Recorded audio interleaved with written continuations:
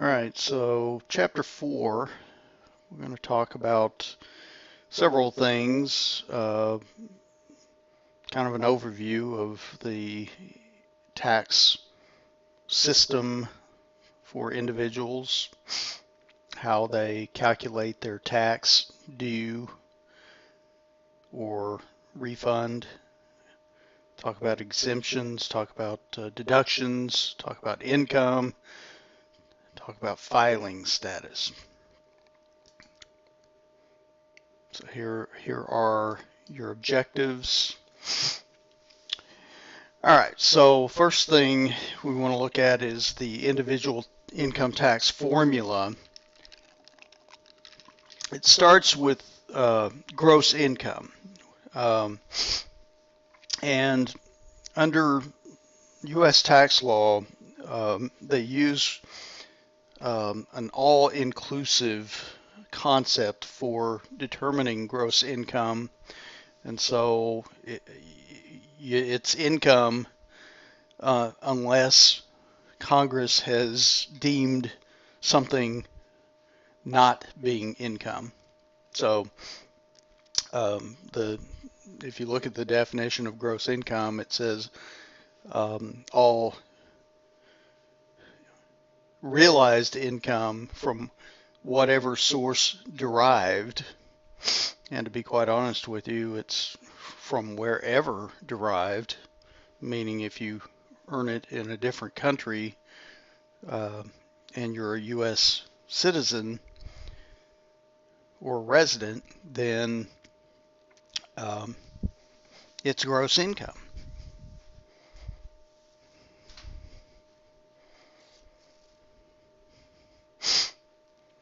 All right, so it starts with gross income.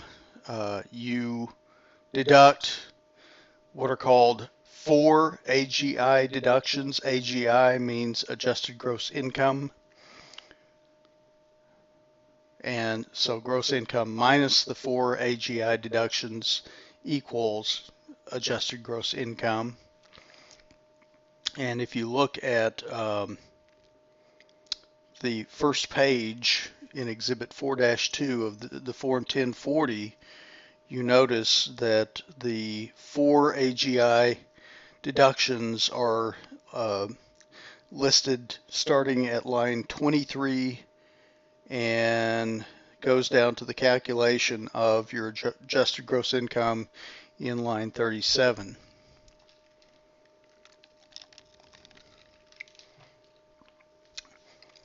Next, you have deductions from AGI or from AGI deductions. And so there's two of those, two categories. The first is that the taxpayer takes the greater of either the standard deduction, or if itemized deductions are higher than the standard deduction, they would take the itemized deductions. And so we'll talk about those here in either this chapter or I believe next chapter actually.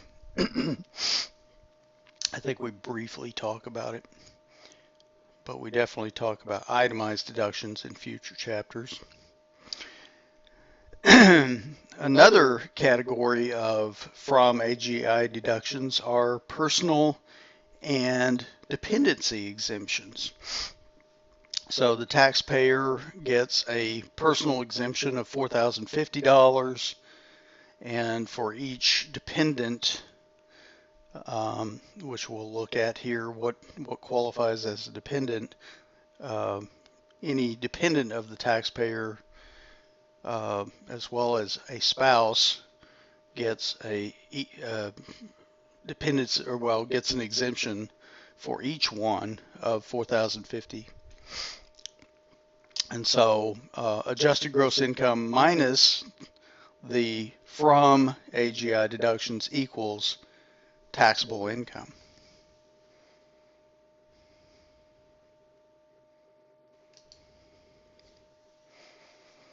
And so you take the taxable income and you multiply that times the tax rate, So taxable income is your tax base.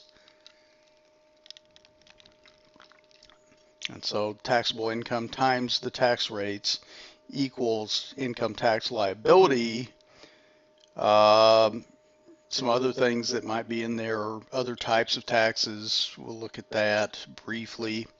That would equal the total taxes, and then from that you might have certain credits that would reduce tax liability dollar for dollar. And of course, if you've either had deduction, excuse me, had taxes taken out of your paycheck, or if you're self-employed, you prepaid through quarterly payments that are required, that would reduce the amount of money, excess money owed, or possibly money owed you through a refund. And so the form that you probably know you report on if you're an individual taxpayer is Form 1040. There's some variations of that. There's a 1040EZ and there's a 1040A, which are for basically just wage earners who don't have a lot of deductions and things like that. All right, so again, gross income uses this all-inclusive income concept, and so it's all realized income from whatever source derived.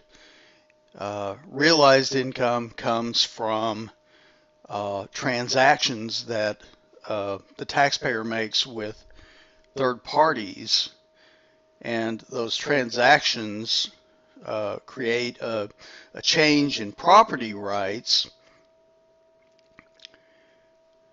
And so that's what we look at. Compare that. I mean, if you own stock and the stock goes up in value during the year, but you don't sell it, it just appreciates.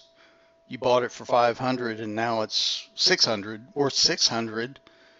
You don't recognize income on that 600 simply because it's not realized income. There was no transaction between you and a third party that would change your ownership rights in that stock. So until you sell it or exchange it, there is no realized income.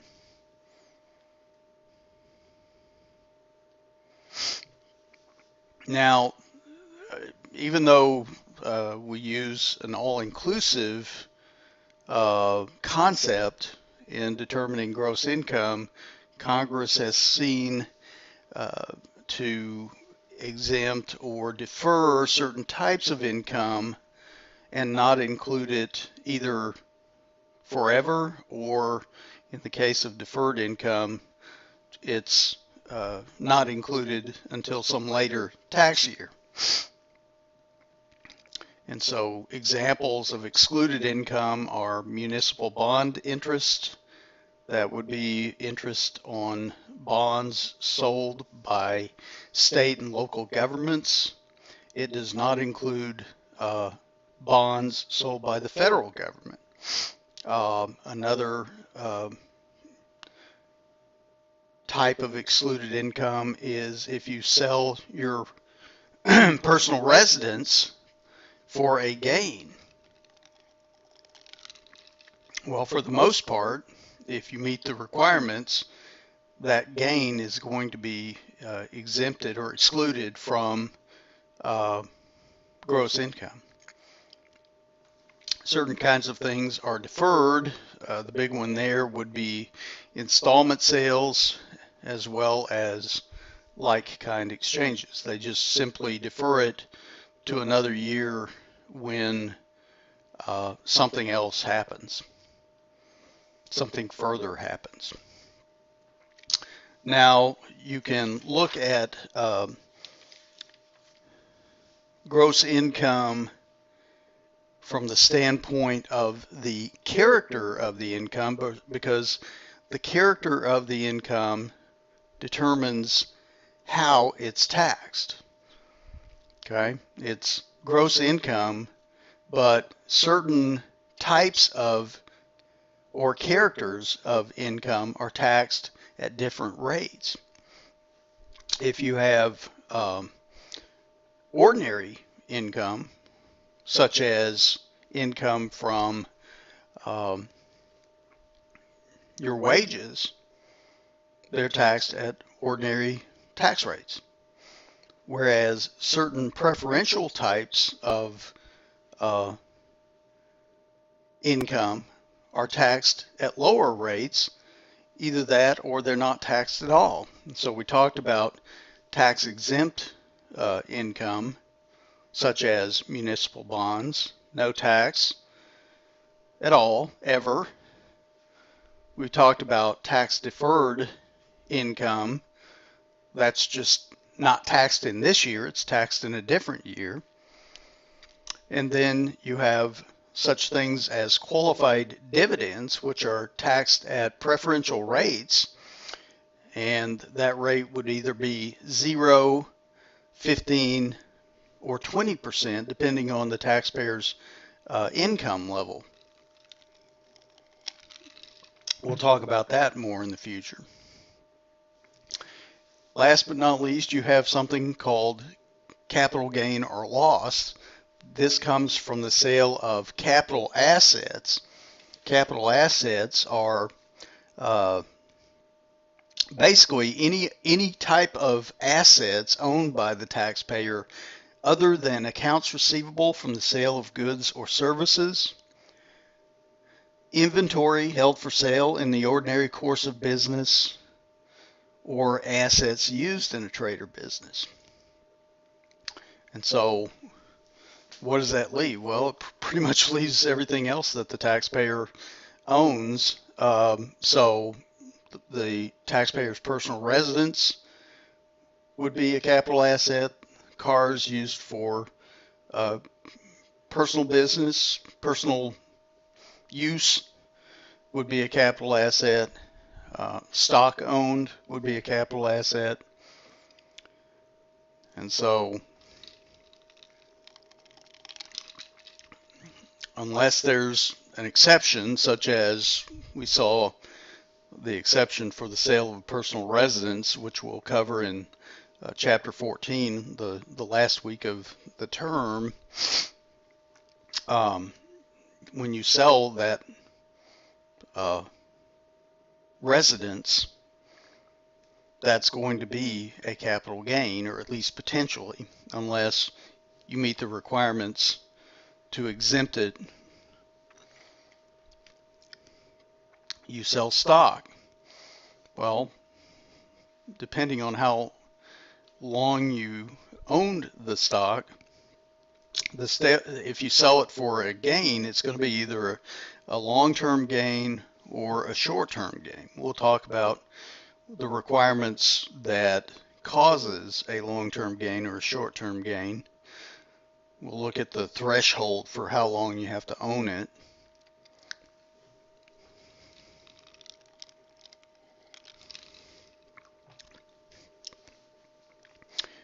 If you sell a capital asset for a loss, well, you get to take and deduct a portion of that loss, but you're limited to $3,000.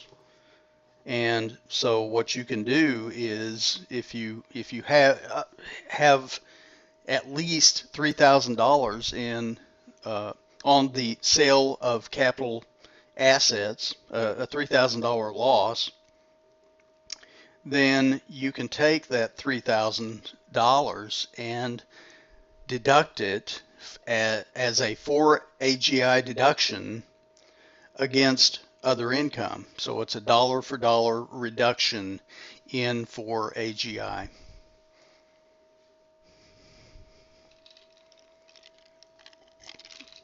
Or put another way, It's a for AGI deduction that reduces adjusted gross income dollar for dollar. Now, if you have several capital transactions, gains, losses, you have to go through this netting process that we'll talk about in chapter 7. But if after the netting process you have what's called a net long-term gain, that net long-term gain is taxed at preferential rates, which are either 0, 10, or 15%.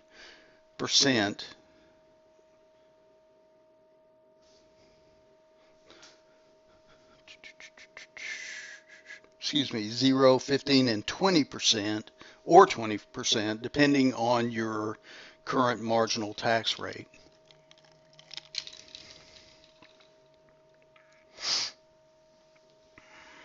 All right, so there's your definition of capital assets. So we talked about this. Notice that if it's a short-term capital gain you have after the netting process, it's taxed at ordinary rates. And again, net capital losses, if you have a net capital loss after doing this netting process, if you have more than one capital asset that you sold during the year, or if it's just one asset and you have a net capital loss, you get to deduct up to $3,000 of that capital loss against ordinary income as a for AGI deduction. Any excess of over $3,000 in capital loss for a year, you get to carry forward indefinitely until you use it all up.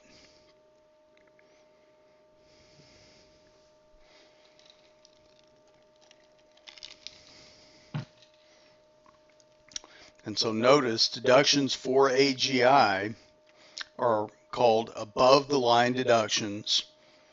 They're deducted in determining adjusted gross income, before determining adjusted gross income, and it's a dollar for dollar reduction of adjusted gross income.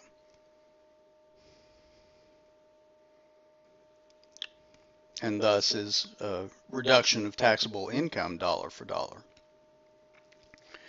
Deductions from AGI are considered deductions below the line, and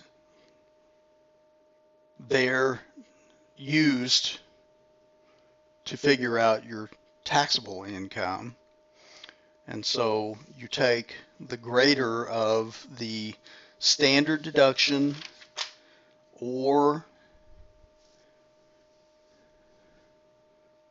itemized deductions, and then personal and dependency exemptions.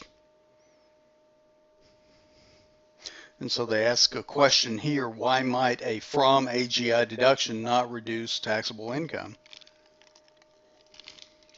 Well, the simple answer is that if you have itemized deductions, but they don't rise to an amount that is greater than the standard deduction, then you just don't ever get to use them.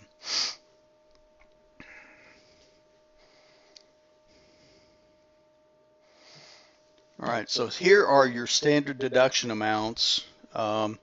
Notice it depends upon your filing status during the year. And so you have a married filing jointly, qualifying widow or widower, married filing separately, head of household, and single. So notice married filing jointly and qualifying widow or widower has a higher standard deduction than head of household, which would be somewhere in between single and married filing separately, which has the lowest amount of standard deduction. Note again that we'll talk about there are additional standard deduction amounts for age and eyesight that we'll talk about in Chapter 6.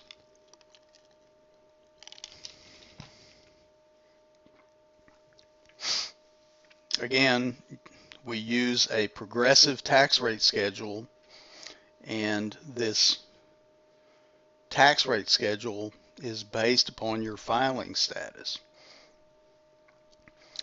Now, again, certain things are taxed at preferential rates.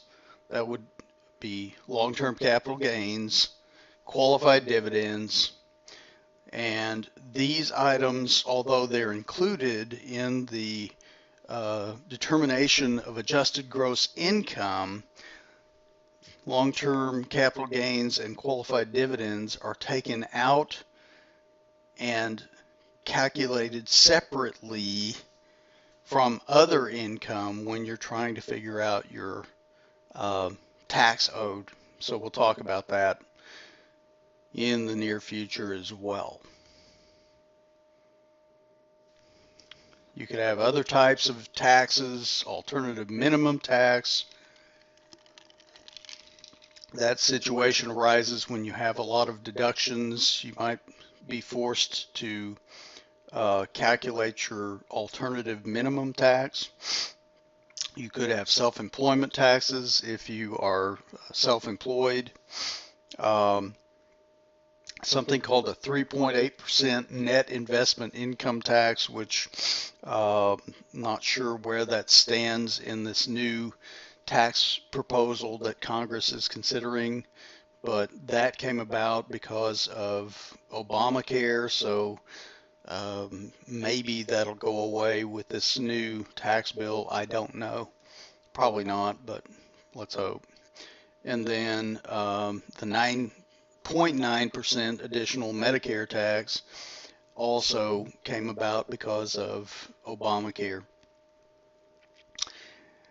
And then, so you could have other taxes that get included to the tax calculation, and then you could have tax credits that reduce the tax liability dollar for dollar, such thing as the child care tax credit, and there's some others that we'll talk about.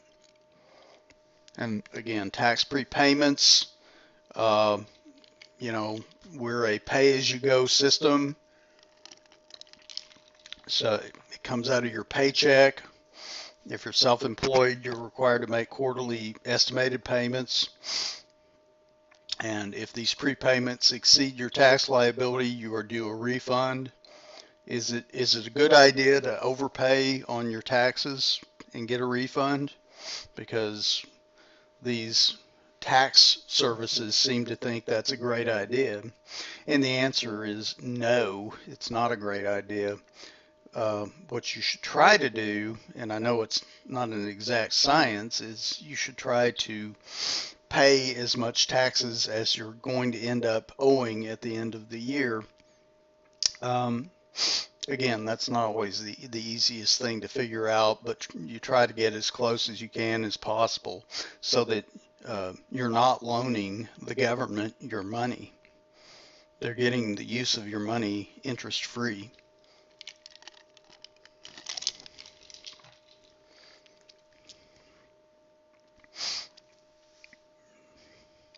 All right, so let's talk about personal and dependency exemptions.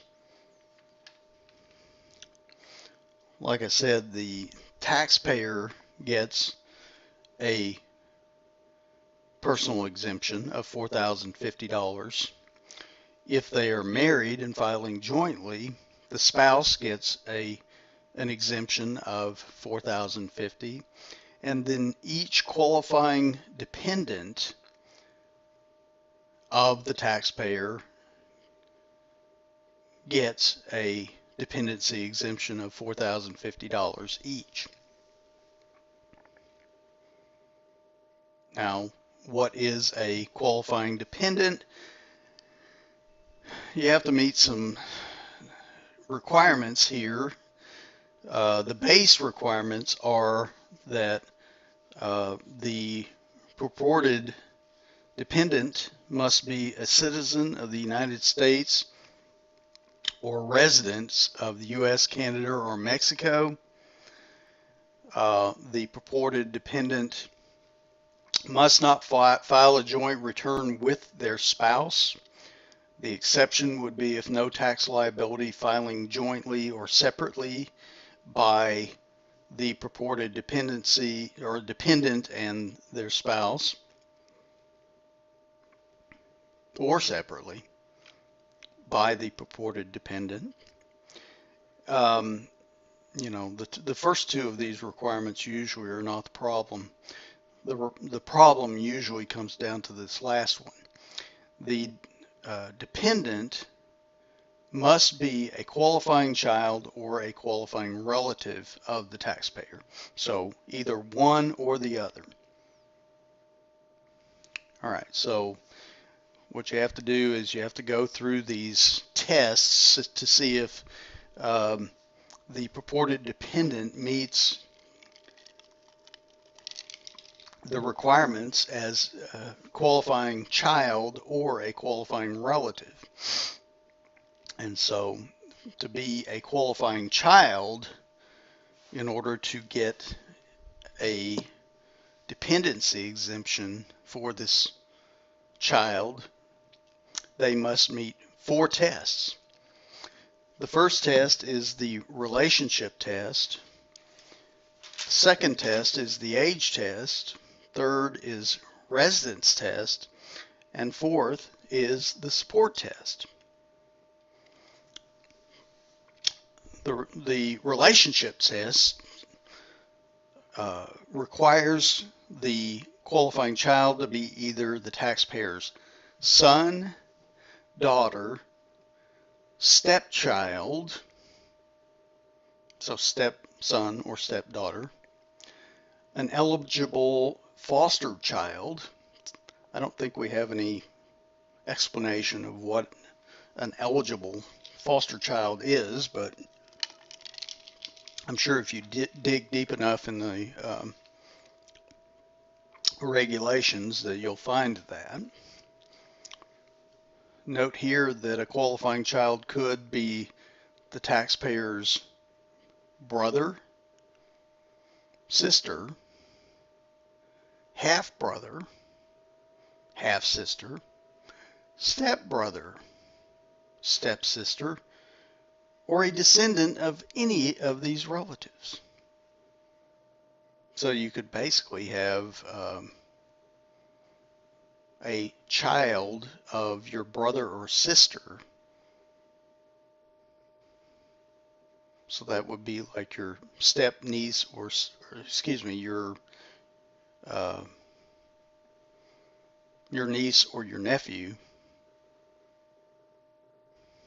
or step niece or step nephew.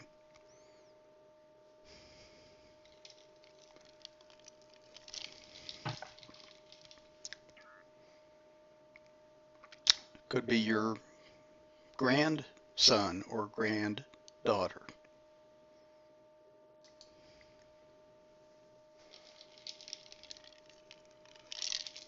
Age test. Child must be younger than the individual claiming the child. That's usually not a problem. And either must be under the age of 19 at the end of the year, or if they are a full-time student, must be under the age of 24 at the end of the year. One exception is if the purported qualifying child is permanently and totally disabled, then they are deemed to meet the age requirement, regardless of their age. So they could be 40 years old if they're permanently and totally disabled, and they would meet the age test.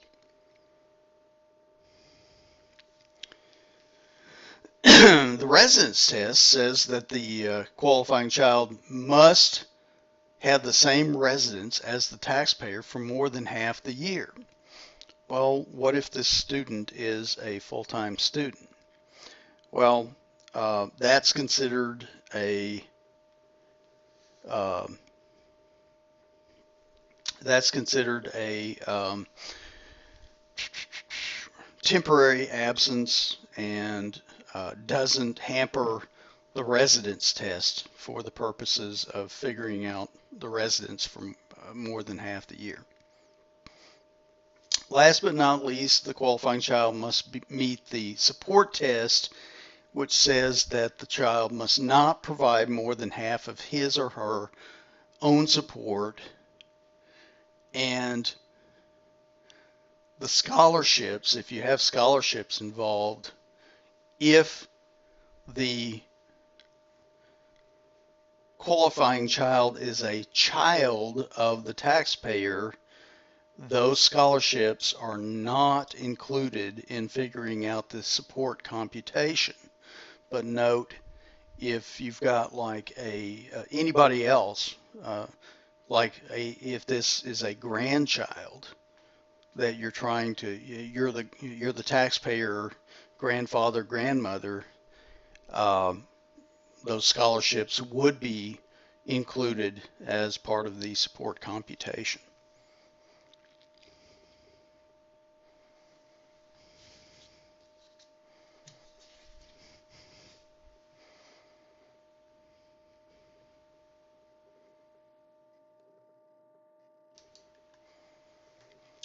What if you could have a situation where more than one taxpayer um, could claim a qualifying child, the same qualifying child, and so they have these tie-breaking rules. If you've got a non-parent and a parent who both qualify to uh, have this child as a qualifying child for the purposes of a dependency exemption, the parent has first dibs on that.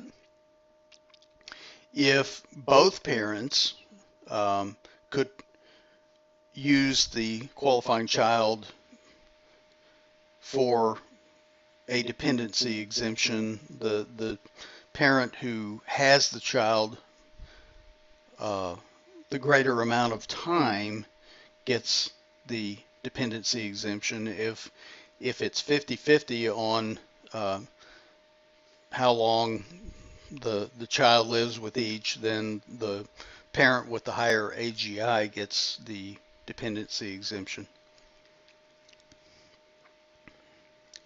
All right, so we have some examples here. Rodney and Anita have two children, Braxton, age 12, who lives at home, and Tara, age 21, who is a full-time student and does not live at home. While Tara earned $9,000 in a summer job, she did not provide more than half of her own support during the year. Are Braxton and Tara qualifying children of Anita and Rodney? And the answer is yes, and you would go through the four tests. They're children. They meet the age requirement. Since Tara's a full-time student, she's under the age of 24. And Tara did not provide more than half her support. She does not live at home, but because she's a full-time student, that would be considered a temporary absence. So it looks like they do qualify. So here's an example of how you would go through each one of these tests, and you would do this for each purported dependent.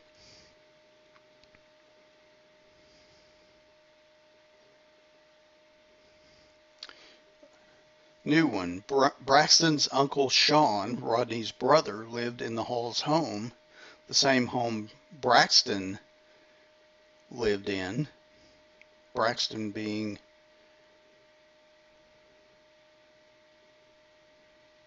Rodney's son, for more than 11 months during the year. Does Braxton meet the requirements to be considered Sean's qualifying child? Notice how weird this is. Sean lives in the Halls home, but since he and Braxton live under the same roof for more than half the year, he gets to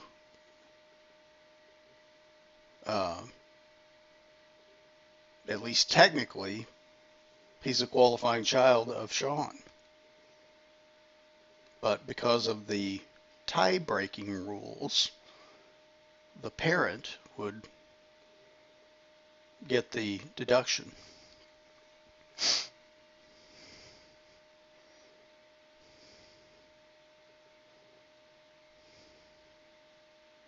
So notice the residency requirement. It doesn't say that Sean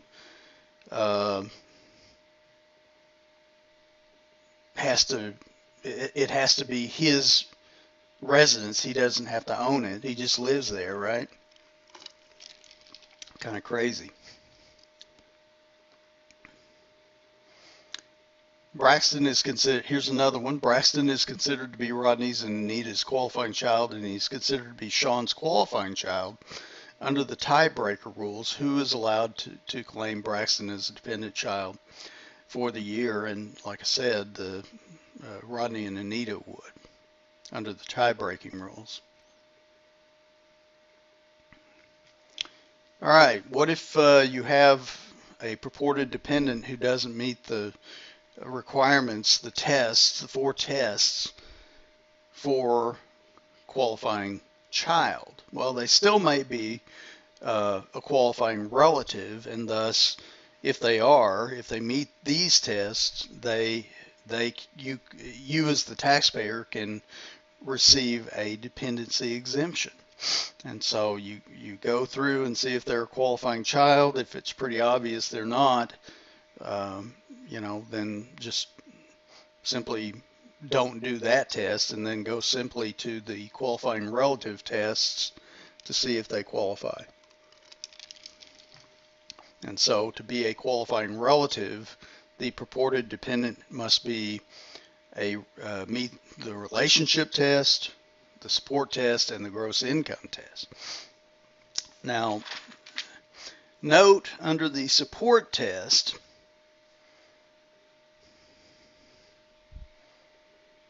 the relationship test,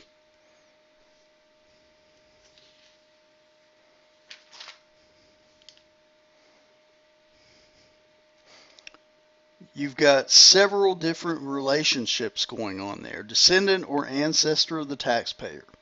So descendant could be anybody above the taxpayer is in the lineal relationship. So father, mother, grandfather, grandmother, that sort of thing. Could include a stepmother, stepfather.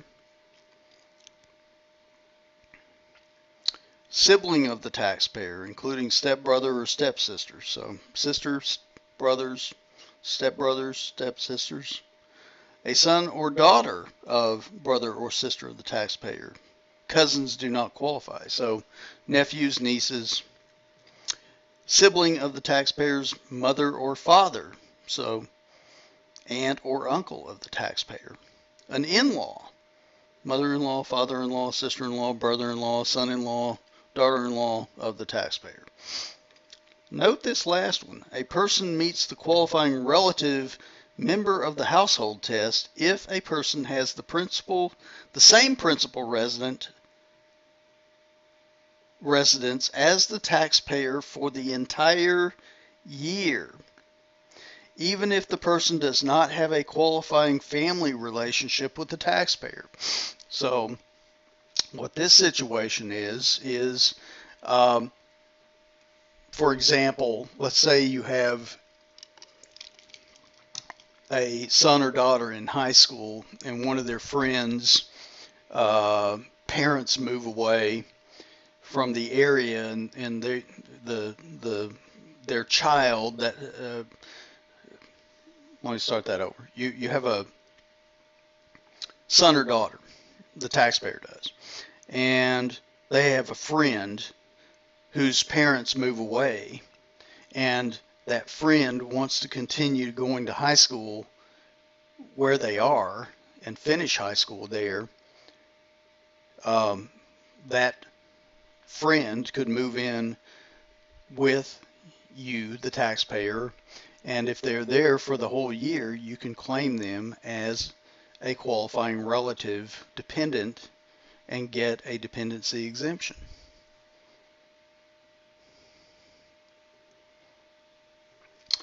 The support test says that the taxpayer must pay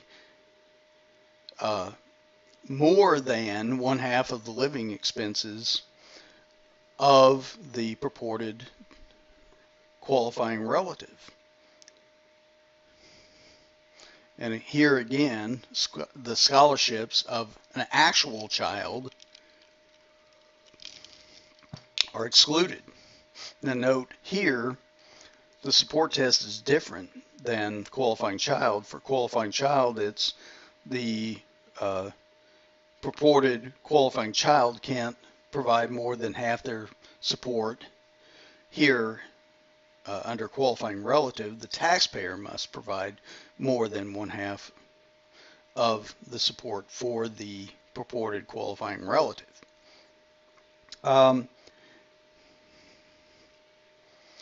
And last but not least, the qualifying relative must meet the gross income test, and that says that the purported qualifying relative cannot have gross income greater than the personal exemption, which is $4,050 in 2017. Back to the residence requirement. Notice that at least except for the unrelated person who lives in the taxpayer's home the entire year, if you're any of those other persons, you don't have to live with the taxpayer. They do not have to live with the taxpayer. And so if you have a grandparent that you support more than 1/2 of their living expenses and their gross income is less than $4,050 in 2017, you could claim them as a qualifying relative, even though they don't live with you. They could live in for lack of a better term, an old folks home or something like that.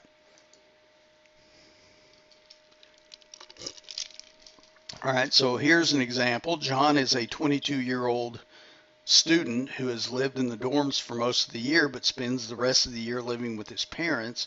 He earned a $5,000 scholarship for the school year and has worked hard to support himself through school, earning $6,000 to pay his own expenses.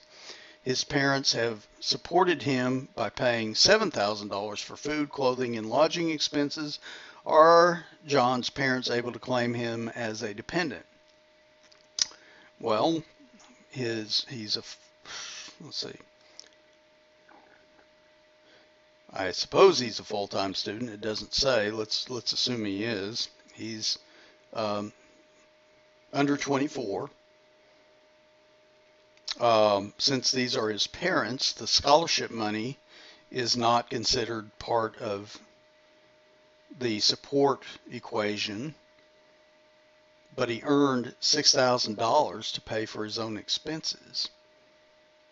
His parents have supported him by paying $7,000, so they paid greater than he did, so he didn't earn over half his own support, since the scholarship money is not part of the equation.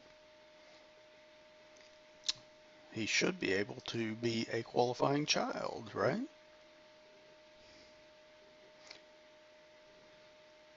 But notice he's also qualifying relative. The problem there is he's, well, he wouldn't qualify as a qualifying relative because his gross income is greater than $4,050. That's why you have to go through each one of these, and when you do this in a problem, I would write it out under qualifying relative, qualifying child, each test, and just answer yes and no to see if they qualify under one or both.